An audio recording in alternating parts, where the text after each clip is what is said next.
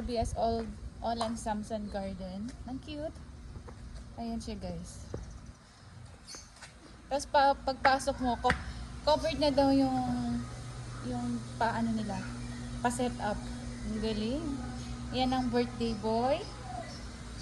Si Franco. Hello, Franco. Oh, yan yung venue nila sa foods. Prepared na sila. Ang foods nila, bongga, may paletsyon. Wow. Yan.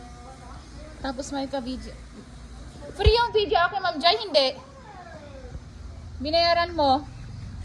Tapos may pa-room sila. Yan. Galing. Tapos CR nila. Men. Sa women. Yan. Tapos, wow. Ayan, ang pool. Naku, mag-enjoy ang mga bata. May ano yan, pausok yan. Yan, kasi pina-check up ko yan kahapon eh. Dala niyo? Oo, dala namin lahat ang ano namin, yung adik-adik namin. Ay, naku, naglo ka siya. No. Ang ganda. Saan kita dyan? Gusto mo maging monkey? Pag maging milyonaryo ka, magpagawa ka na rin ng ganito sa lote mo. Itong taas, iba na ito may-ari? Oo nga, nakasara na hindi.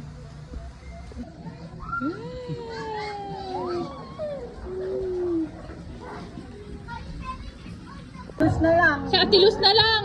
Nakakahiya. Tapos may ice cream. May ice cream kami guys. Ito na yun.